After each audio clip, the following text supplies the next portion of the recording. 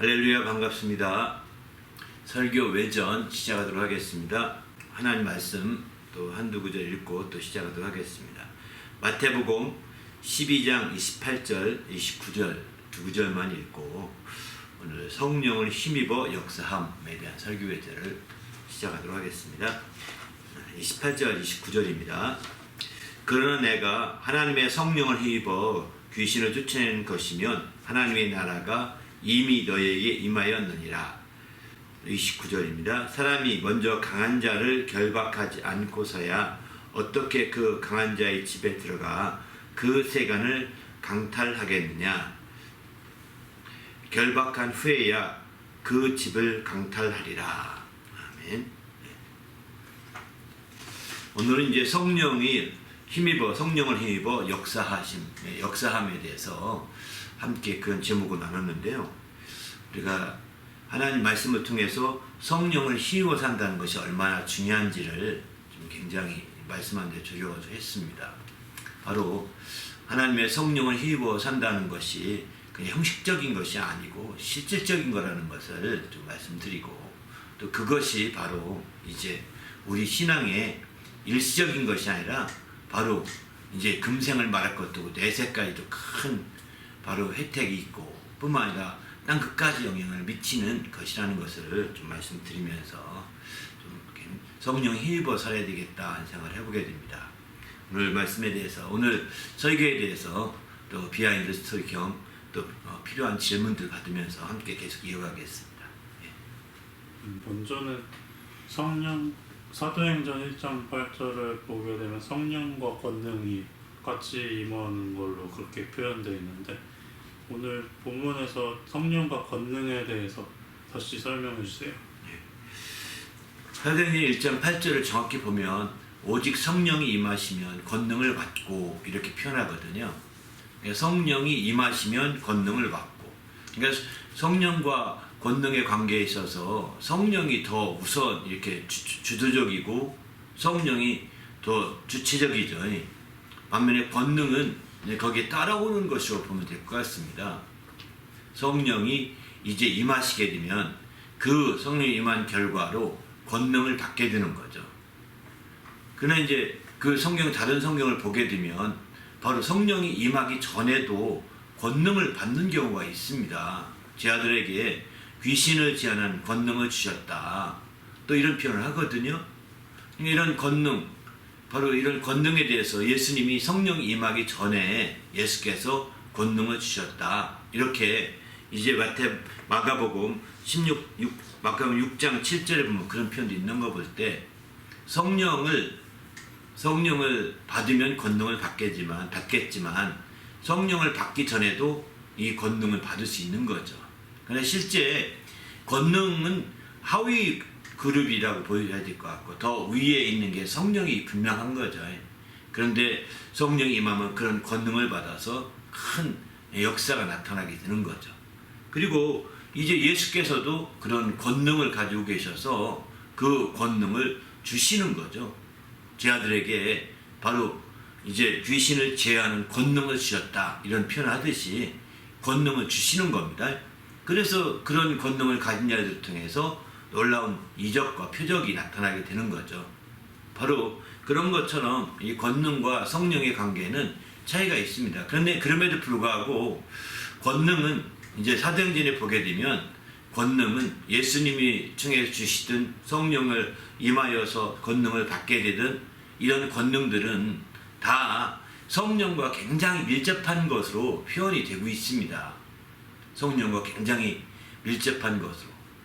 왜 그렇게 말씀드리냐면 바로 성령도 예수께 그 누가복음에 보게 되면 오늘 본문 말씀 성령을 힘입어 이렇게 할 때 그 표현을 성령을 힘입는다는 표현 안 하고 바로 하나님의 손을 힘입어 이렇게 표현하거든요. 하나님의 손을 힘입어. 그러니까 성령을 힘입는다는 표현을 하나님의 손을 힘입어라는 표현을 하고 있습니다. 그런데 성령을 여기 손으로 이렇게 직접적으로 비유하듯이 말씀한 거잖아요. 그런데 사도행전에 보면 4장 28절에 보면 이제 권능은 또 손으로 비유하고 있습니다. 권능도. 4장 28절 보게 되면은 이제 하나님의 권능과 뜻대로 이루려고 이렇게 할 때 그 권능을 나눠주에 보면 손으로 하나님의 손과 뜻대로 이루려고 이렇게 표현하거든요. 이런 표현을 보면 권능도 손으로 비워지고 있고 성령도 손으로 비워지고 있고 권능은 또 한편으로 더 이렇게 비유합니다. 이제 그 14장 사도행전 13장 17절에 보면 이제 그 백성을 높여 큰 권능으로 인도하여 내사 이렇게 표현하시거든요. 이런 표현에서 나눠주를 보면 권능으로를 팔로라고 표현합니다. 큰 팔로 인도하여 내사 이런 표현을 하거든요. 권능은 이렇게 손으로 혹은 팔로 이렇게 표현을 한단 말이죠. 그런데 이게 그 사도행전에서 이렇게 표현했던 것은 바로 이것이 하나님의 성령과 굉장히 밀접한 부분임을 얘기하고 있는 대표적인 말씀이라고 볼 수 있습니다. 누가복음에서 말하는 바로 성령, 하나님의 성령을 누가복음에서 말하는 하나님의 손으로 이렇게 비유한 것을 여기서는 그렇게 같이 연결되어 있다고 해도 과언이 아닌 거죠. 그래서 그러면 예수께서 오셔서 제자들에게 권능을 나눠 주셨는데 바로 귀신을 제하는 권능을 주셨다고 이렇게 이제 그 마가복음 6장 7절에 말씀하셨는데 이런 권능도 사실은 이제 예수님이 성령이 임하실 때 성령을 받으실 때 임했던 그런 권능이 아니었을까 이런 생각도 해봅니다. 그런 권능으로 주님이 함께 명하셔서 같이 역사하신 거죠. 그런 의미에서 본다면 권능이라는 것은 그저 이게 아무나에게 드는 것보다는 바로 이런 성령이나 또 삼위의 일체가 되시는 삼위 중에 한 분이 되시는 예수님이나 이런 아주 하나님과 깊이 있는 관계가 됨을 얘기하고 있는 거죠. 삼위일체가 되시는 하나님의 그 역사하심을 이렇게 손으로 비워지고 있다는 그런 차원이라고 보시면 될 것 같습니다. 그리고 더 나아가서는 이제 그런 성령을 손으로 비유하시고 또 성령으로 말미암아 받게 되는 권능도 그 손의 연장선으로 더 손이 더 커진 것처럼 손이 더 확장된 것처럼 이렇게 표현하겠다고 봐야 되는 거죠. 그런 의미에서 볼 때 우리에게 권능을 주옵소서, 권능인 사람이 되게 주시옵소서 이런 기도하는 것도 더 성령 충만하고 성령의 역사, 하나님의 손길이 나타나는 역사가 되기를 간절히 구하는 그런 기도로 이렇게 우리가 봐야 될 것 같습니다.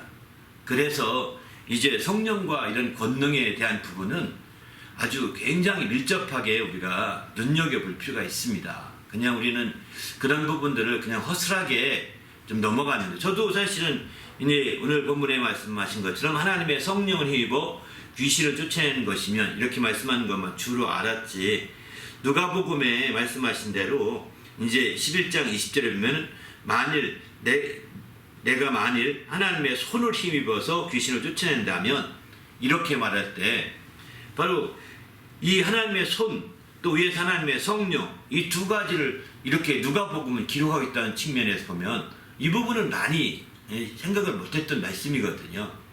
성령을 힘입어 역사하는 쪽으로만 많이 생각했지 하나님의 손을 힘입어 역사하는 쪽에 대해서는 많이 생각을 그렇게 못했습니다. 이거 한번 분명히 읽었던 건 기억나는데 이게 그냥 크게 다가오지 않아서 그냥 쓱 스쳐 지나갔던 말씀이었는데 오늘 이렇게 설교를 준비하면서 이 말씀이 이렇게 중요하구나. 바로 하나님의 성령을 손으로 이렇게 표현해서 말씀하고 있구나. 이게 새롭게 크게 마음에 다가왔습니다. 하나님이 그 마음을 크게 더 감동해 주신 것 같았습니다. 왜 그럴까라고 생각해 봤는데 그것은 하나님의 성령이라고 할 때는 우리가 알다시피 이제 그 약간 관념적인 부분이 있잖아요. 더구나 오늘날의 신학에서는 성령을 관념적인 면에서 많이 성령을 취급하거든요. 성령을 관념적인 면에서 성령을 많이 취급하다 보니 왜? 이제 초대교회 이후에는 이런 성령의 역사가 없다. 이렇게 말하니까 성령의 역사를 체험하고 이런 것들이 다 관념적이 되는 거예요. 예수 믿으면 함께 다 이렇게 예수와 함께 우리가 임하신다. 이런 식으로 말하니까 관념적인 면이 드는 거죠. 그런데 실제 이제 이 성령을 하나님의 손을 휘린다라고 이런 표현을 쓰게 되면 관념이 아닙니다. 실제로 시각적인 면에서 이렇게 하나님의 손이 이렇게 미쳐서 역사하고 있음을 나타내고 있는 거죠. 우리가 성령의 역사가 나타나는 것이 단순하게 어떤 예수 믿으면 따라다니는 어떤 그런 관념적인 것이 아니라 하나님의 저 하늘에서 보좌에 앉으신 그 하나님의 손이 우리에게로 쭉 길게 뻗어서 우리에게 직접 나타나게 해주신 거죠. 내가 그 손 가운데서 지금 일하고 있는 거예요. 우리 모두가 성령의 충만 가운데 일한다면 그분의 손길 안에서 일하고 있는 거라고요. 이런 정말 더 큰 확신을 갖게 하고 더 큰 시각적으로 이해할 수 있도록 이렇게 되었다는 거죠. 우리가 마치 성령이 임하였다고 할 때, 성령이 내게 임하였다 오셨다고 할 때 성령이 하나님의 그 안에서 하나님의 영이 뚝 떨어져 온 것처럼 사실 잘못 말하면 또 그렇게 오해하기 쉽거든요. 그런데 실제는 안 그렇지 않습니까? 성령은 지금 아버지 하나님께서 완전히 나오신 분이 아니라 지금 나오고 계신 분이라고 요한복음 15장 26절에 이렇게 말씀하시잖아요. 바로 아버지께 나오시는 성령 이렇게 표현하고 있잖아요. 진행형이잖아요. 지금도 아버지 품에 계시고 성령이 나와서 지금 우리 가운데 계신 거예요. 그렇게 이해하지 않잖아요. 예? 어떻게 이렇게 딱 이렇게 되냐 안 된다고 보는 거죠. 그런데 팔로는 이렇게 되는 거죠. 예? 하나님 안에 계시면서 정말 그 팔은 쭉 뻗어서 우리를 도우시고 계신 거죠. 누가 보면 그래서 아마 그렇게 해서 하나님의 손을 힘입는다 라고 이렇게 얘기를 강조했던 것 같습니다. 누가복음에서는. 반면에 이제 하나님께서 하나님의 그 성령의 역사가 단순하게 끊어진 것이 아니라 이렇게 쭉 연결되어 있다는 측면을 강조하고자 좀 이해하기 좋게 하고자 그 손으로 이렇게 비유해서 말씀하고 있는 거죠. 실제 성령이 손인지 발인지 이건 잘 모르죠. 이것도 비유적인 표현인데 하나님의 손이 분명히 우리를 돕고자 하는 그 손길임은 분명한 것이죠. 그러나 성령은 알다시피 예수님이 품에서 나와서 뚝 떨어져서 이 땅에 오신 것처럼 성령은 뚝 떨어져서 분리되어서 오시지 않는다는 것만 안다면 성령은 마치 하나님 팔처럼 붙어 있어서 하나님과 연결되어 있으시면서 우리를 돕는 관계로 표현되어 있는 거죠. 그런 의미에서 이제 하나님의 손으로 이렇게 표현되는 것도 아주 큰 일리가 있는 것 같습니다. 큰 의미가 있는 것 같아요. 그래서 그 큰 하나님의 역사를 우리가 바라볼 때 성령으로만 생각하면 어떤 관념적인 부분이 있는데 그 팔로 생각해서 아주 깊이 있게 생각해서 더 큰 평안함과 안정함을 누릴 수 있어야 되겠다는 생각이 듭니다. 설교 시간에 그런 말씀도 이제 말씀드렸지만 하나님의 팔 길이가 얼마나 길까요? 제가 질문을 해봤는데 그 팔 길이가 물론 우주가 팽창한다고 합니다. 바로 우리가 여기서 우주 밖을 나가려면 150억 광년 걸린다고 그러지 않습니까? 그처럼 그러면 150광년을 거꾸로 되짚어 와가지고 지금 우리를 돕고 계신 거예요. 150억 광년이라는 그 거리를 뛰어넘는 하나님의 팔이라니까요. 그러니까 얼마나 우리가 정말 어디에 있든지 그 팔로 얼마인지 알 수 있는 거죠. 그분의 영원하신 그 팔이 우리와 늘 함께하고 또 이제 그 성령을 힘입고자 하는 것이 그분의 영원한 그 팔이 그 긴 그 팔이 150억 광년이나 될 수 있는 그 엄청난 그 거리를 뛰어넘을 수 있는 그 팔이 우리와 함께 하시는 거죠. 그러니 우리 신앙은 정말 그 주님 안에서 편안히 거하시지 않겠습니까? 이런 차원에서 우리는 성령에 대한 부분을 좀 이해했으면 좋겠습니다. 더 나아가서는 이 성령이 임하시게 되면 권능을 받는다는데 권능 따로 똑 떨어져서 성령은 가만 임하시면 성령이 오셔서 뒤에 의자에 앉아 계시고 성령 권능을 딱 받아서 권능을 줘서 권능아 네가 이래라 이렇게 하는 관계로 또 오해받을 수 있을 것 같아서 말씀드린 거예요. 권능도 하나님의 손의 연장선으로 보고 있는 거죠. 권능이 그저 성령은 오셔서 가만히 계시고 이제 권능을 받으니까 권능이 역사한다. 그래서 막 귀신도 쫓아내고 큰 표적이 나타나고 이렇게 하는 것으로만 또 생각한다면 그러면 성령은 뒷전이고 권능 하기 쉽잖아요. 예? 그것이 아님을 나타내고자 사도행전에서는 그 권능마저도 이제 손에 하나님의 그 성령의 손에 연장선으로 권능을 주셔서 성령께서 그 권능을 주장하고 권능을 주도해가고 있음을 표현해주고 있는 것. 때로는 그 권능이 팔로 이렇게 얘기해. 팔이라는 건 손보다 더 큰 힘이 있잖아요. 그죠? 손보다 더 큰 그 과정이잖아요. 그러니까 성령이 정말 권능을 팔로 여겨서 함께 역사하고 있음을 우리가 봐야 되는 거죠. 그렇게 볼 때 바로 하나님의 큰 영광을 드릴 수 있는 것. 또 여기 누가복음 이제 아까 4장 20절 누가복음 11장 20절에 보면 내가 만일 하나님의 손을 힘입어 귀신을 쫓아낸다 한다면 이렇게 표현하죠. 이때 하나님 손을 힘입는다는 것도 이제 마태복음 12장 28절 말씀처럼 성령을 힘입는 말씀을 분명한데 이것도 이제 내가 권능을 힘입어 귀신을 쫓아낸다면 이렇게 해석하는 사람이 있을 거예요. 왜? 사도행전에 4장 28절에 권능은 손이라고 했으니까요. 그 나날주에. 근데 단순하게 여기 그 누가복음 11장의 그 말씀은 그런 권능을 힘입어라기보다는 마태복음 12장 28절 나온 말씀처럼 성령을 힘입어라는 말이 더 합당한 것이죠. 그렇게 보셔야 됩니다. 이것은. 그런데 성령 임하면 권능을 받는다고 하셨기 때문에 그 권능의 역사는 성령이 하나님의 팔이신 성령의 역사의 연장선에서 하는 것이지 그게 또 다른 별도의 요소가 아니라는 것을 우리가 보셔야 될 것 같습니다. 그리고 때로는 그 권능이 손뿐만 아니라 팔처럼도 이렇게 역사하고 있다는 것을 성령이 쓰시는 거죠. 성령이 손으로 오셔서 정말 그 권능을 팔로서 손으로서 이렇게 역사하셔서 또 권능의 역사의 연장선 속에 있는 그런 거죠.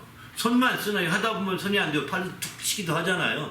이렇게 하듯이 하나님의 손만 되시나요? 여기 손이라고 누가복음에 했으니까 손만 되실 뿐만 아니라 성령은 그의 팔도 되시는 것입니다.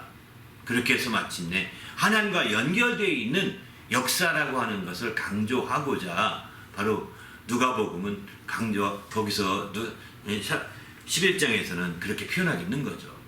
그런 의미에서 볼 때 성령과 권능의 관계, 곧 손, 팔, 권능, 성령 이런 모든 관계를 한번 잘 이해해 보신다면 바로 이제 하나님의 놀라운 역사들이 다 관념이 아니라 실질적인 것이고 또 하나님의 놀라운 모든 것들이 다 그냥 상상의 영역 또 이런 것들이 아니라 실제 경험할 수 있고 실제 우리 생활 가운데 삶 속에 구체적으로 다가와 있는 것임을 우리가 시각적으로 이렇게 표현하고 있다는 것 이걸 아셔야 될 것 같습니다.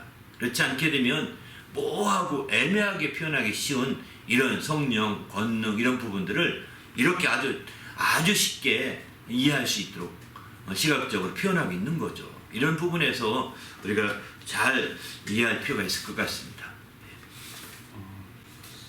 설명하실 때 성령과 권능이 아직도 역사하신다고 하셨는데 성령과 권능이 함께 일하시는 게 어떤 것이 있을까요? 성령과 권능이 함께 일하시는 것이 어떤 것이 있느냐? 그 성령과 권능을 분리시키면 안 될 것 같습니다. 여기서 문제는 분리시켜서 성령이 따로 있고 권능이 따로 있고 이런 식으로 생각하면 또 이것도 굉장히 또 관념적이 되기 쉽거든요. 모든 이적이 나타날 때는 성령과 권능이 함께 역사하고 있다고 보셔야 되는 거죠. 마치 그렇습니다. 대통령이 이제 하나의 대통령이 이제 가장 그 권세가 있잖아요. 그죠? 그런데 실제로는 대통령은 권세가 있어서 그 권능을 부리는 그 권세거든요. 권세라는 것이. 권세를 있는데 반면에 대통령이 무서운 게 아니라 대통령 옆에 있는 경호원이 더 무섭다고요. 그래서 경호원이 툭툭 치면 비켜나야 돼요. 대통령은 툭툭 안 칩니다. 안 치거든요. 근데 경호원이 옆에서 비키세요. 또 대통령이 지나가면 할 때 그만하세요. 이렇게 말하는 것도 들리거든요. 이렇게 경호하는 사람들이. 그런데 이때 누가 권능이냐? 경호원들이 권능이에요. 어? 일반 서민 입장에서 볼 때는 경호원들이 권능이고요. 대통령은 권세자로 계신 거죠. 임금은 권세자가 되는 거고 임금을 호위하는 자들은 권능으로 있는 거죠. 근데 그 시민 입장에서는 아주 그 강력함을 느끼는 것은 눈만 봐도 막 더 강력하고 막 이렇게 느끼는 것은 권능이죠. 근데 그 권능이 다 대통령으로서 나온 겁니다. 대통령에게 그런 권능을 부여하지 않았더라면, 그 권세가 있는 사람에게 그런 권능을 부여하지 않았더라면, 그런 경원을 붙여주지 않았다고 한다면 그런 일이 나타나지 않을 겁니다.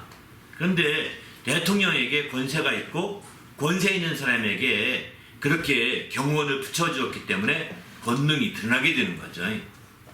이렇게 함께 역사한다고 하는 것을 전제로 이해하셔야 됩니다.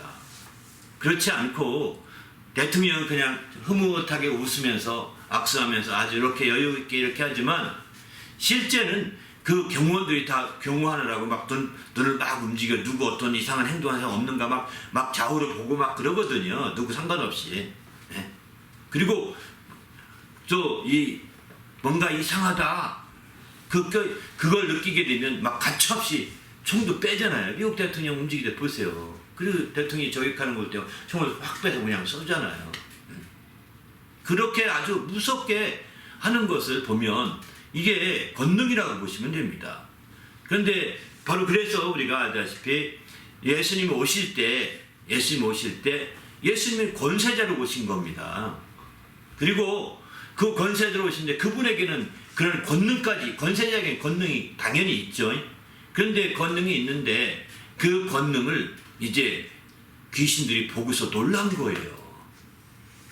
예수님에게 그런 권능이 있는 걸 깜짝 놀란 거예요.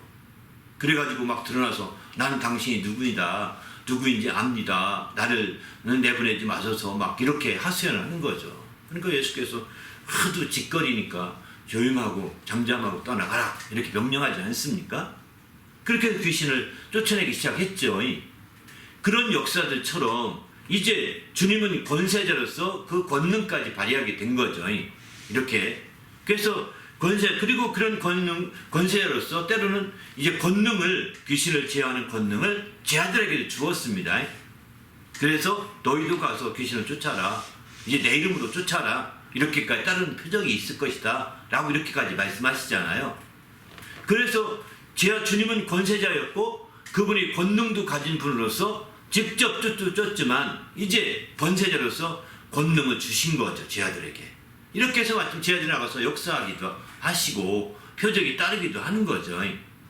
그런데 성령은 어떻게 하시느냐? 성령이 임하시게 되면 권능을 받고 라고 했는데 이때 권능은 알다시피 성령이 예수님처럼 우리 나타나셔서 내가 너에게 권세를 주노라 이렇게 하는 것이 아니라는 겁니다. 그렇게 하지 아니하시고 성령이 임한 사람은 이미 그런 권능을 받은 사람이라는 거예요. 성령이 내주하신 사람은, 성령이 임한 사람은 이미 그런 권능을, 성령은 권세자가 되시고 그 사람은 권능을 받은 자가 돼서 그를 통해 나타난 모든 이적과 능력들이 다 이런 권능 때문에 나타나는 거라고 볼 수 있는 거죠. 그를 통해서 나타난 모든, 얼마들이 많습니까? 당시에 예수께서 그 예수님의 제자들이 성령 받기 전에는 예수님이 주신 권능으로 같이 움직였지만 성령을 받은 이후에는 성령으로부터 받은 권능이 나타나기 시작한 겁니다. 사도행전에 나타나는 모든 대부분의 주님의 제자들이 이적과 능력과 표적을 행하잖아요. 다 이건 성령이 임해서 받은 권능으로 역사한 거라고 보면 되는 거죠. 그리고 그 권세는 그 안에 계시는 성령이시라는 겁니다. 그 안에 계시는 성령이 권세자로서 권세를 가지신 분으로 성령이 그 안에 계시고 넌 권능을 받았어. 역사해봐. 성령의 감동을 통해서 그렇게 성령이 인도를 할 때 가서 움직이는 거예요. 예수님은 우리가 알다시피 손수건을 막 이렇게 손수건으로 막 역사하지 못했잖아요. 그 죽어가는 사람이나 병든 자를 손수건으로 고친 적이 없거든요. 예수님은.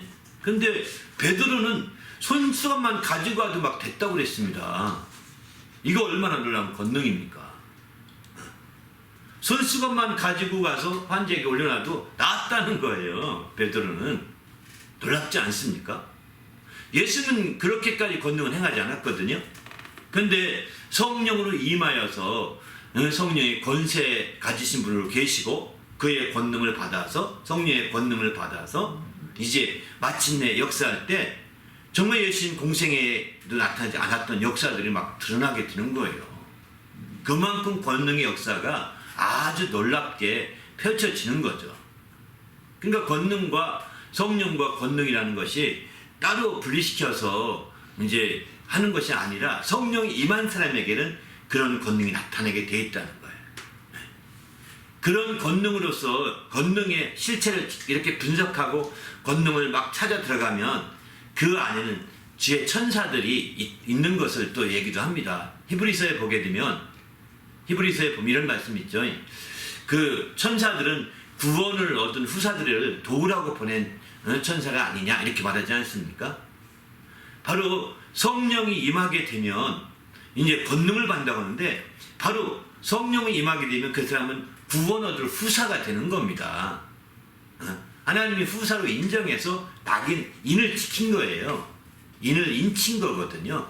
그렇게 되면 이제 흔들리지 않도록 인칠 만큼 그런 존재가 되었으니 구원 얻을 후사가 되는 거죠. 그들을 도우라고 보낸 천사가 있다는 거예요.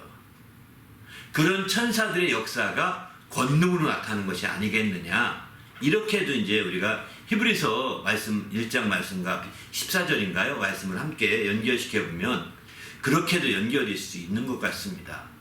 그만큼 그러나 이제 그렇게 너무 파고 들어가면 그런 시각이 되니까 혼란스러워서 오히려 권능과 성령은 함께 역사하는 것이다라고 이렇게 어느 정도 그런 정도로만 우리가 알고 있는 게 좋지 않을까 이런 생각이 듭니다. 네.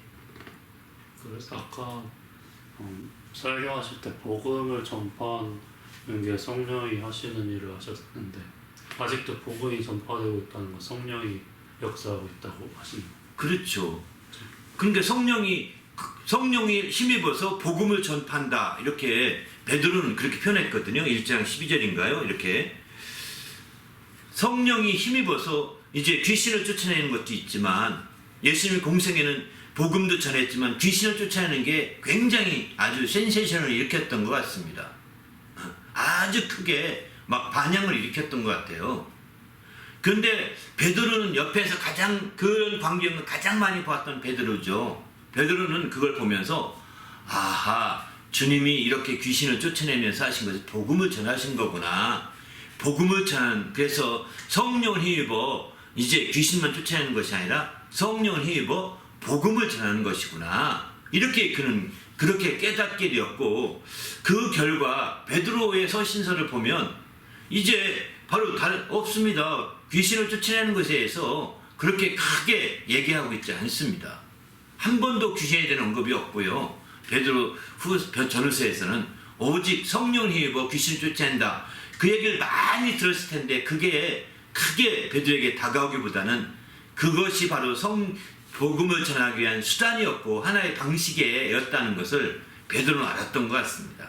그래서 성령을 힘입어서 복음을 전하는 이런 것에 초점을 두고 말하고 있는 걸 보는 거죠.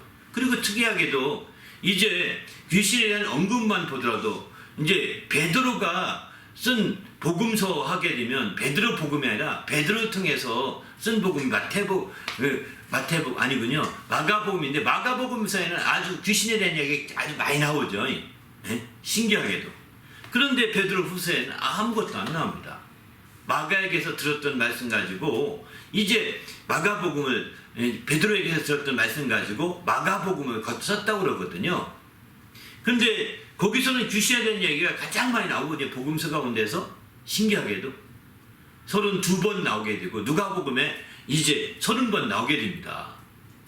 그런데 그렇게 귀신에 대해서 막 구체적이고 실질적인 얘기를 막 해줬는데 그래서 마가가 기록하게 16장밖에 없는데도 32번이면 한 장에 2번 이상 나왔다는 얘기잖아요. 그렇게 했음에도 불구하고 반면에 베드로 전후서에서는 한 번도 안 나온다고요. 베드로 전후에 대해서 참 특이하다고요. 그래서 이런 점에서 볼 때 이제 베드로는 자기가 이제 예수님의 공생애를 설명할 때는 막 리얼하게 설명했지만 그렇게 설명한 그 리얼한 그런 모든 장면들이 복음 전하기 위한 수단이었다 이렇게 본 거죠.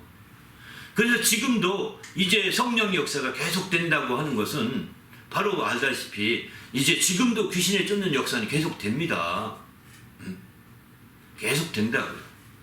저도 이제 옛날 초등학교 때 예수 안 믿을 때죠. 안 믿을 때 이제 저희 한 4km 걸어가는데 이렇게 큰 언덕을 넘어가거든요. 언덕 넘어가야 집이 하나가 있는데 그 집이 예수 믿는 집이었던 것 같아요. 소문나기를 저 집은 귀신 쫓는 집이라고 막 무당은 아닌데 귀신 쫓는 집이라고 소문 났었거든요. 그래서 항상 무서웠어요. 그 집 이렇게 건너편으로 건너갈 때는. 그런데 나중에 신앙생활하면서 저도 이렇게 귀신을 쫓아보고 또 그런 경험이 있다 보니까 옛날 그 집이 신앙생활 했던 사람들인가 보다 이런 생각이 들더라고요. 그만큼 이제 그때도 성령의 역사였고 지금도 성령의 역사고 또 이런 역사가 계속되는, 더구나 복음을 증거하는 것, 전하는 것 자체가 성령을 힘입어하는 거라고 그러거든요. 그러니까 성령의 역사가 지금도 계속되고 있다는 것을 베드로는 말하고 있는 거죠. 이게 오늘날의 신학자들처럼 성령의 역사는 초대교로 끝났고 이제 이 성령의 어떤 은사와 표적 같은 것들은 그때로 끝난 것이 이제는 예수와 함께 다 예수 속에 모아진 거다. 왜 우리는 성경을 갖고 있기 때문에 그렇다. 이런 식으로 말하는데 이건 논리적으로는 맞는 것 같은데 실제는 아니라는 겁니다. 이런 말에 정말 여러분 현혹되지 마시고 더 성령을 힘입어서 하시길 바랍니다. 그래야 과학시대를 이겨갈 수 있습니다. 그래야 AI 시대를 우리가 능히 극복할 수 있습니다. AI가 성령의 역사처럼 할 수가 없는 거거든요. 그래서 우리는 적극적으로 성령의 역사를 구하고 성령의 인도함을 구해서 증거하는 거죠.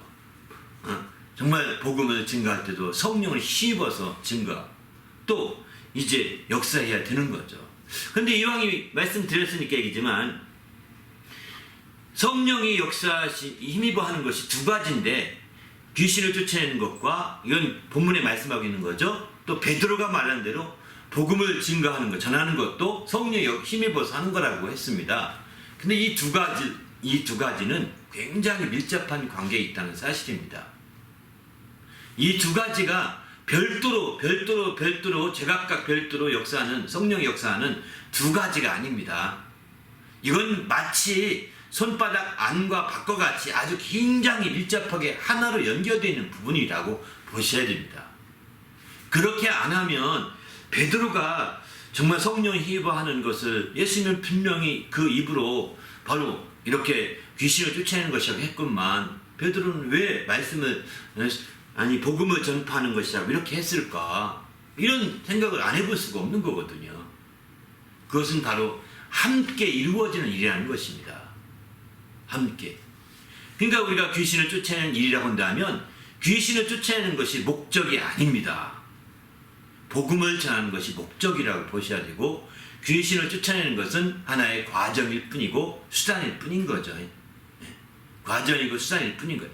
근데 사람의 뇌는 워낙 이게 아주 크게 반향을 일으키는 문제가 복음 전하는 것 누구나 다 하거든요. 예수 믿으세요. 예수 천당, 불신지옥 막 다 그러니까. 그런데 귀신을 쫓아내는 것은 너무나 크게 막 사람들에게 크게 이렇게 부각되다 보니까 그렇게 생각하는 것 뿐이지 사실은 귀신 쫓아내는 게 그것만 초점 둔다면 잘못일 수 있습니다. 예수님은 귀신을 성령 힘입어 없이 쫓아내되 귀신을 있는 곳 쫓아다니면서 막 귀신의 소굴을 쫓아가서 귀신 쫓아내고 이렇게 하지 않았습니다. 예수님이 귀신이 있는 소굴을 쫓아간 것이 아니라 귀신 들린 자가 왔다고 했습니다. 왔다고 했다고요. 그리고 귀신 들린 자가 왔고 뿐만 아니라 주님이 지나갈 때 귀신 들린 자가 막 스스로 자기 정체가 드러나서 막 찌꺼리는 거예요. 당신이 누군지 압니다. 막 이러니까 가만히 있을 수 없잖아요. 저 미친놈 같은 녀석이 막 그렇게 하니까 그래서 잠잠하고 나오라 이렇게 해서 막 그걸 꾸짖고 내보내는 거예요. 그 권능을 가지고서 이렇게 하신 거죠. 그렇게 하신 거지. 예수님이 정말 귀신, 그러면 당시에 병원이 있을 텐데 병원으로 가지 않으셨다니까요. 당시나 지금이나 아픈 사람이 몰집된 곳이 병원이지 않겠습니까? 그곳으로 가지 않았습니다. 당시에 병원은 아니지만 병원같이 모였던 곳 중에 한 가지가 실로암이라는 데가 있는데, 실로암에는 가끔 천사가 나타나서 물을 막 휘젓고 이제 간다고 그러거든요. 그때에 빨리 들어가는 사람은 낫는다, 이런 소문이 있었기 때문에 많이 아픈 사람들이 그 실로암 근처에 있었다고 그럽니다. 예수님은 실로암 근처에 가지도 않았습니다. 어떤 한 사람 그 맹인에게 정말 이렇게 침으로 흙을 발라서 얼굴에 발라주고 너 실로암에 가서 씻으라 이렇게 말했을 뿐이진 거죠. 아니, 실로암에 씻으라고 했던 것은 당시에 그런 소문이 있었기 때문에 이제 그렇게 한 거예요. 근데 예수님이 환자에게 많이 몰리는 실로암에 가서 역사했나요? 아니라니까요. 그러니까 귀신을 쫓는 것은 그냥 하나의 과정일 뿐이고 그냥 그게 목적이 아닙니다. 수단일 뿐인 거고요. 그것은 단지 아주 센세이션을 일으킬 만한 아주 그런 부분이기 때문에 사람들에게 크게 부각되는 거죠. 그러나 실제로는 그것이 전부가 잘못하다 보면 이렇게 부각되다 보니까 우리가 우쭐해지고 또 자만에 빠져서 타락한 자도 있습니다. 또 귀신의 얘기 듣다가 귀신의 가르침을 받아서 막 말하다가 함께 타락해 미혹된다니까요. 그래서 마지막 때는 성령이 가르치시기를 귀신에게 가르침 받는 자가 되지 말라고 그러잖아요. 여기서 귀신을, 성령이 귀신을 쫓아낸다고 할 때 이런 부분들을 우리는 조심할 필요가 있는 거죠. 그리고 복음을 왜 그러면 복음의 역사 나타나냐? 누가복음 4장에 보면 이제 예수께서 이사야서를 말씀 읽으면서 이렇게 말씀하시잖아요. 그거 다 읽고 주의 영이 내게 임하였으니, 자신에게 임하였으니 이제 나를 보내서 복음을 전하겠다 이렇게 말씀하시지 않습니까? 근데 그 복음을 전하게 했더니 그 복음의 결과가 뭐냐? 포로된 자에게 자유를, 눈먼 자에게 눈을 밝게 보게 하고, 또 눌린 자에게 자유롭게 하고 이렇게 표현하거든요. 그러니까 이게 다 자유해지는 거예요. 귀신에게 정말 억압된 자들이 이제 귀신을 쫓아내니까 자유해지는 것과 똑같은 거죠. 이게 복음의 역사거든요. 억압된 것에서 자유케 하는 겁니다. 그래서 누가복음 4장에 말씀하기를 이제 그렇게 말씀하고 있는 거죠. 우리도 이런 측면에서 본다면 우리가 하나님 말씀을 통해서 이렇게 새롭게 중심을 다져가야 되겠다, 이런 생각을 해봅니다. 바로 철저히 우리가 그래서 복음 전하는 것은 이게 목적이고 그 다음에 귀신 쫓는 건 수단이라고 하나의 과정일 뿐이라는 것을 아주 철저히 알고, 그리고 이 단지 그것은 또 손등처럼 쉽게 보여지는 것이어서 이렇게 부각되지만, 그러나 누가 손바닥을 잘 보여주나요? 아니잖아요. 손바닥 보려면 이렇게 해야 되거든요. 손등은 누구나 쉽게 볼 수 있습니다. 그게 귀신 쫓는 건 손등같이 이렇게 쉽게 보여지는 거지만 정말 그 안에는 반드시 손바닥을 펼쳐 보여서 복음을 전해야 되는 거죠. 이렇게 하듯이 우리가 함께 성령이 힘입어서 해야 되겠다 생각합니다. 이 성령을 힘입어서 해야 될 두 가지를 이렇게, 그래서 베드로 같은 경우는 성령을 힘입어서 복음을 전파하는 문제를 더 크게 부각해서 말씀하고 있는 것이라고 이렇게 생각이 됩니다. 오늘 본문 말씀에 강한 자를 결박한 후에 세간을 늑탈하는, 세간을 강탈하고 집을 강탈한다 비유가 있었는데 다시 한번 설명해 주세요. 예, 그죠? 주님이 이제 성령을 힘입어서 귀신을 쫓아내는 것이면 하나님 나라가 이미 임하였다라고 말씀하시고, 이어서 말씀하신 말씀 29절이 12장 마태복음 10장 29절 그 말씀이죠. 바로 먼저 강한 자를 결박한다라고 하는데, 여기서 강한 자는 누구일까요? 여기 강한 자는 마귀가 아닙니다. 사단이 아닙니다. 마귀와 사단이 결박되는 게 최초의 결박은요. 요한계시록 20장 2절, 1절, 2절, 3절에 보게 되면 바로 천년왕국 시대에 이르러서 먼저 천년왕국이 이르기 직전에 그를 결박해서 이제 무적행에 넣습니다. 그 후에 무천년지에 무적행에 잠깐 빼내서 이제 이들이 막 난동을 피게 하다가 다시 그를 불못에 집어 던지죠. 최후의 이제 결박이라고 볼 수 있는 거죠. 근데 여기서 강한 자를 결박한다고 할 때 마귀라고 한다면 그때까지는 늑탈할 수 없고, 여기 늑탈한다는 것은 이제 그들을 막 뺏어온다는 얘기잖아요. 강한 자 속에 있던 것들을 다 뺏어온다고, 이 강탈한다고 표현하고 있거든요. 그렇게 그들 뺏어오는 건데, 이렇게 결박하지 않고는 어렵죠. 결박한 후에야 한다고 그러는데, 그러면 천년왕국 때나 이렇게 전도가 왕성하게 일어날까요? 아닙니다. 오히려 마지막 때 천년왕국이 이르기 전에 마지막 때 더 일어나고 계속해서 복음전도 역사가 이어지잖아요. 이렇게 뺏어오는 역사가, 마귀에게 농락당하는 자들을 뺏어오는 역사가 더 많이 일어나잖아요. 그래서 그런 측면에서 볼 때 여기에 이 강한 자라는 것은 사실은 귀신을 가리킨다고 봐야 합니다. 예수님이 그 앞에 귀신을 가르치는 문제로 옥신각신하는 그 사건이 앞에 나타나지 않습니까? 귀신은 바로 바알세불의 힘을 쫓아낸다. 바리새인들이 그렇게 막 호도하고 그 왜곡시키는 걸 보면서 예수께서 어찌 사단을 쫓아내면 그 나라가 서겠느냐 하면서 그들의 말을 반박하시지 않습니까? 그런 사건을 비춰본다면 귀신은 바알세불을 쫓아내는 것이 아니다. 귀신은 정말 예수님의 비유로 본다면 강한 자다, 이렇게 말하겠는 거예요. 바알세불을 쫓아내기가 바알세불로 힘으로 쫓아냈을 권세가 아니다, 이렇게 표현하는 거죠. 그렇습니다. 여기서는 귀신을 심지어 예수님께서도 강한 자라고 표현하시다고 볼 수밖에 없는 거예요. 귀신을 결박한다는 것은 귀신을 제어하는 거잖아요. 귀신을 제어하는 권능을 제자들에게 주셨고, 예수님은 귀신을 제어하는 그런 모든 걸 가지셨으니까. 바로 그래서 예수님 때부터 귀신이 드러나게 되는 거고, 귀신을 제어하는 역사, 결박한 역사가 나타나기 시작하는 겁니다. 예수님이 오시기 전까지 귀신이 제어하거나 결박하는 일이 없었습니다. 예수님이 오시기 전까지는. 오직 예수님이 나타난 구약도 그런 경우가 없다. 귀신에 대해서 구약에도 2번 정도 언급이 있지만 그저 이제 제사 지내는 거나 뭐 이런 것도 일반적인 얘기로 얘기한 거지, 실제로는 이제 예수님께서 여기서는 다른 거죠.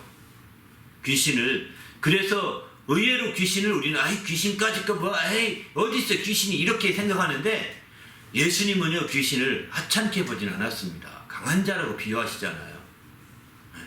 우리가 귀신까지 어디 있어, 귀신 나와보라고 그래, 내가 싫으면 넘길게, 이렇게 과학을 맹신하는 자들이 귀신에 대해서 그렇게 아주 하찮게 보면서 그런 게 어딨냐고, 있으면 아이고 그냥 하는 얘기지, 아니야 무당 봐 있잖아, 이러죠. 그게 그런 얘기지, 그게 아니야, 이렇게 과학을 맹신해서 그런 말 하거든요. 근데 예수님도 귀신을 강한 자라고 말했고, 먼저 그 강한 자를 결박해야 그 강한 자가 지배하고 있고 강한 자가 억눌리고 있던 그 집을 빼앗을 수 있는 거다라고 이렇게 말하겠는 거예요.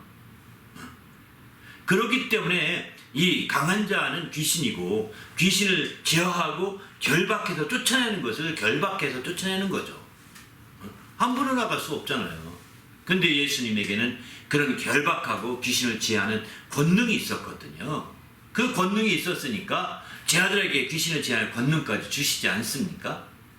그래서 그런 것들로 결박했고, 그리고 그렇게 귀신이 나가니까 이제 아주 난폭했던 자들, 또 더러운 귀신 들려서 아주 막 꼼짝 못하게 했던 그런 자들 다 건강해졌다고 했고 온전해졌다고 했습니다.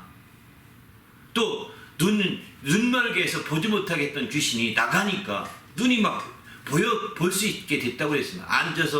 안전병이로 있던 안전병이 귀신이 나가니까 앉아서 막 지내서 꼼짝 못하는 자들 다 벌떡 일어서 움직였다고 했습니다. 이게 무엇을 의미할까요? 이제 그들이 귀신을 결박해서 내보낸 다음에 그들이 이제 드디어 그 집이 다 통째로 일어선 거죠. 그 집을 강탈한 것입니다. 그 사람을 회복시킨 것입니다. 그 귀신이 지배하던 그 영역을 바로 주님이 빼앗은 것과 똑같은 거죠. 그들이 나가니까 힘을 쓸 수 없으니까 바로 그들을 온전히 다시 세우게 되는 거죠.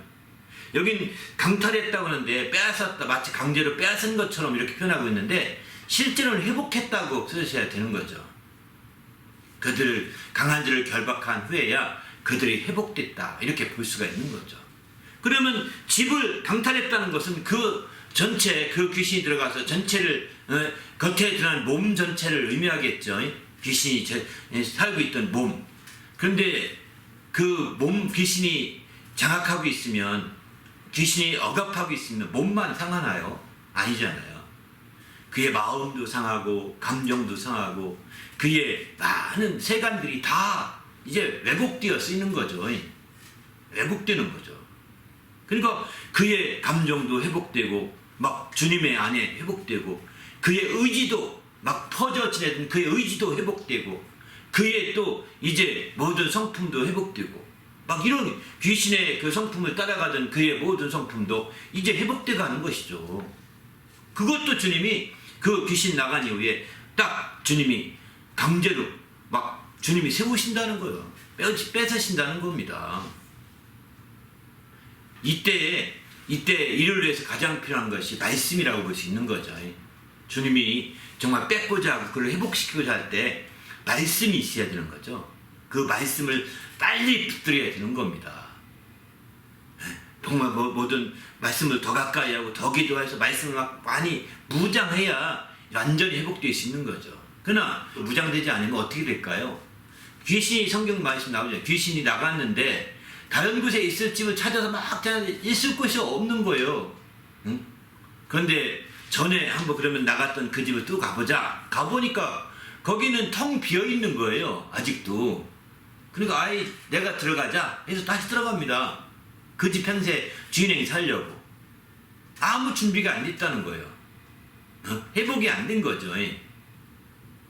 그러니까 그 집에 들어가서 하니까 더 이전보다 더 악화가 됐다는 거예요. 이전보다 더 악화가 됐다는 거예요. 그래서 우리는 주님은 그 강한 자, 귀신을 결박하고 그래서 기회화해서 내쫓게 되는데 그 후에 우리의 작업 중에 한 가지는 말씀으로 무장하는 것입니다. 귀신들이 그 강한 자가 다시 틈타지 못하도록 말씀으로 가득 채우는 거죠.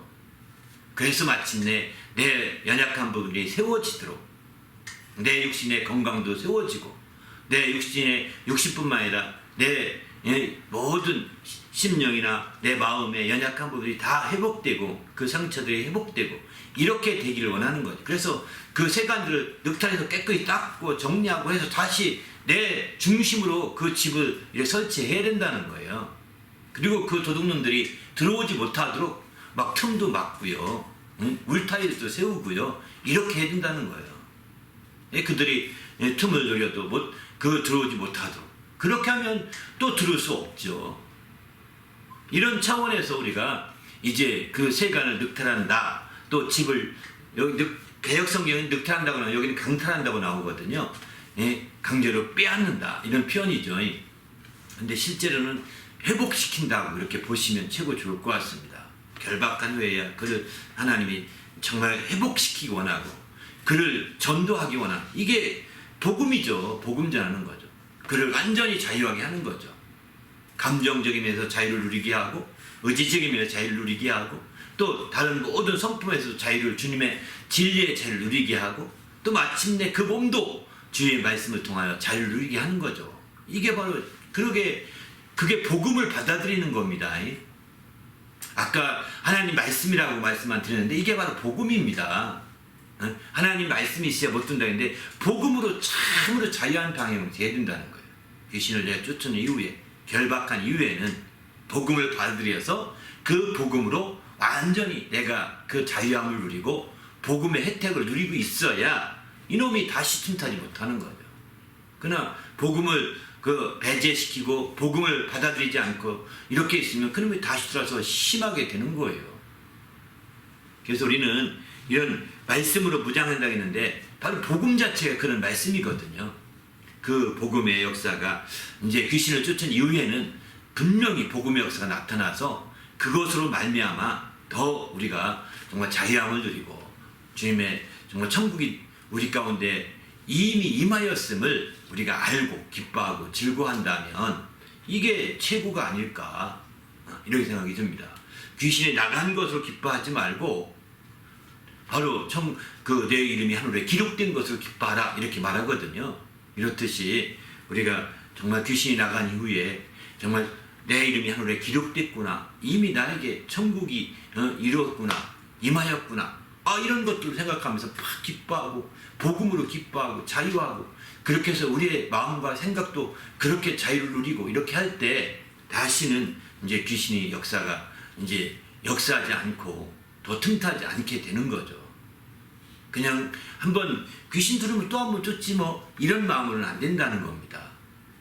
오히려 더 그런 것들이 왔다 갔다 하면서 또 오히려 더 악화가 될 수가 있다는 측면을 본다면 우리가 더 정신을 차려서 복음, 귀신 쫓은 이후에는 복음으로 다시 무장하고 이렇게 복음의 그 말씀으로 다시 가득 채울 때 우리 영혼이 더 정말 온전한 그 축복을 누릴 수 있는 거죠.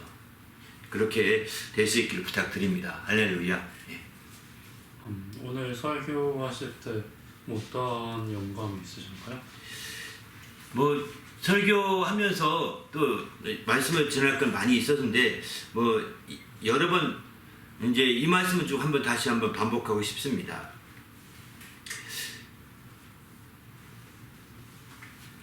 그러면 성령을 힘입어서 역사하게 되는데 성령을 힘입는다는 것이 어떻게 하면 성령을 힘입어서 할 수 있느냐 이런 문제죠.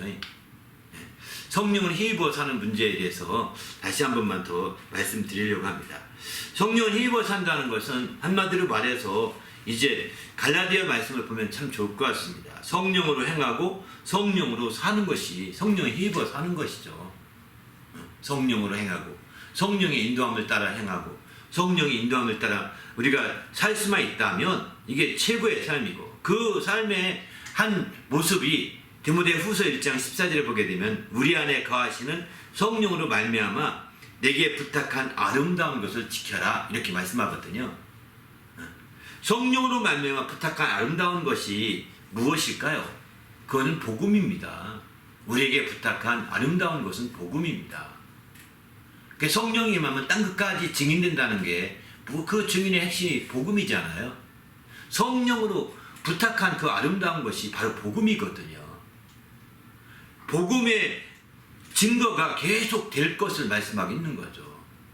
그러니까 성령을 힘입어 산다는 것은 결국 이제 복음 증거를 계속해서 해나가는 것이 이제 이게 성령을 힘입어서 하는 대표적인가로 볼 수가 있는 겁니다. 복음이라고 한다면 우리가 알다시피 회개하라 천국이 가까웠다, 회개하라 하나님 나라가 가까웠다 하는 게 이제 복음의 첫 일성이라고 그러거든요.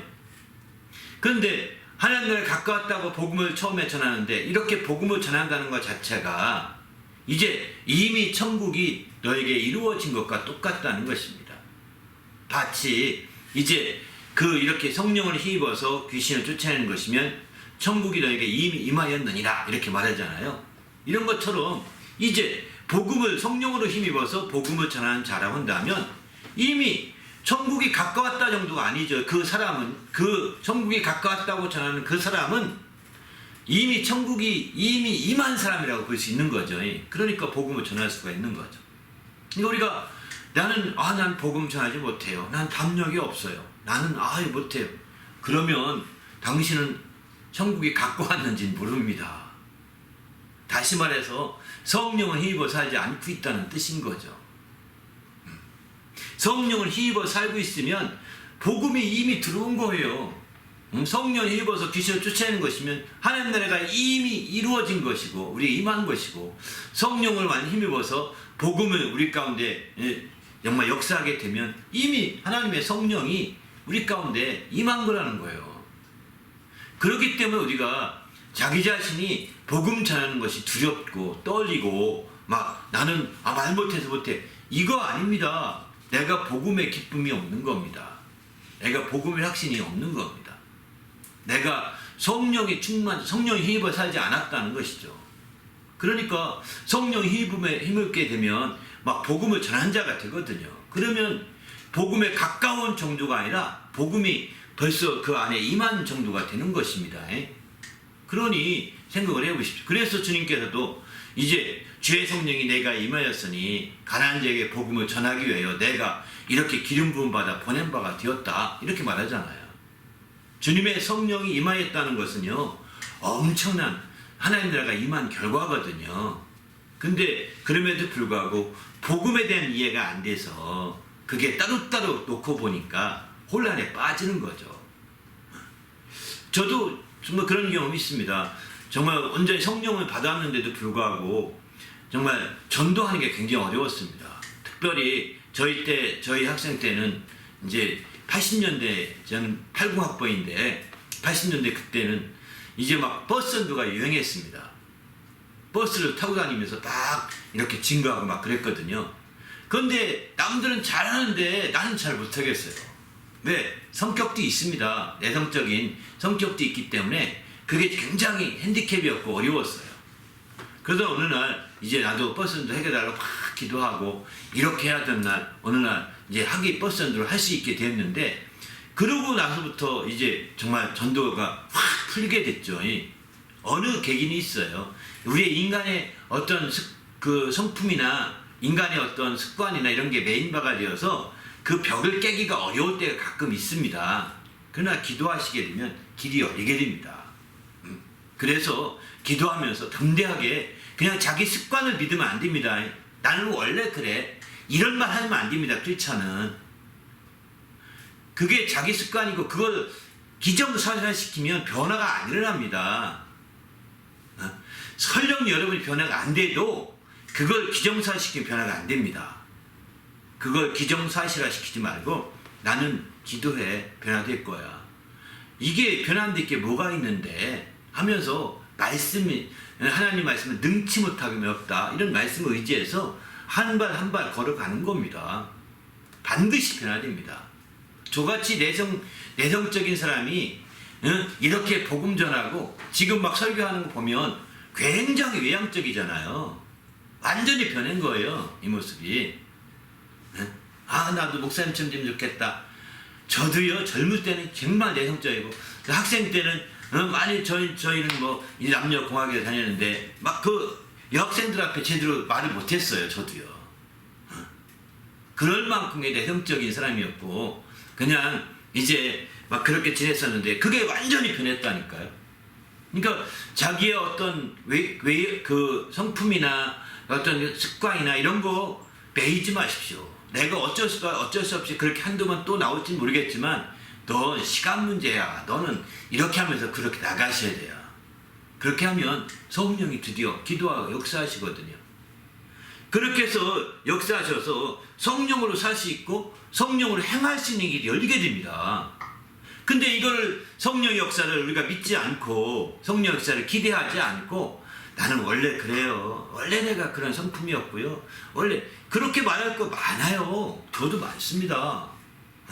그리고 지금도 간혹 가다 보면 또 인간적인 어떤 뭐 성품이 나타나는 거 보면 하나 변한 게 없다, 이런 말 하는 사람도 있습니다. 하나 변한 게 없기는 많이 변했지. 그러나 그 사람 볼 때는 또 그런 연약한 부분만 자꾸 보니까 그렇게 말하는 것 뿐이지만 그것도 변할 겁니다. 그것도 변할 거라고요. 그렇게 성령으로 행하고자 하고 기대하고, 나는 인간은 변합니다. 하나님 말씀은 안 변해도 인간은 변합니다. 인간은 변합니다. 성품도 변하고 성격도 변하고 육신도 변하고 또 그 생각도 변하고 삶의 자세도 변하고 가치관도 변하고 다 변합니다. 인간은. 오직 변하지 않는 것은 하나님 말씀만이 변함이었다. 세세 무응통이 있다고 그랬거든요. 근데 그 말씀을 앞세워서 너도 변해. 내가 별거 없잖아. 여러분이 혹시 뭐 어디에 중독됐다고 하는 사람이 있다면 중독은 쉽게 벗어나기 어려워요. 이런 말 듣지 않습니까? 담배 중독됐다고 그러잖아요. 중독되면 금방 끊기 힘들어요. 이렇게 말하는 경우가 있는데 그거 끊어줍니다.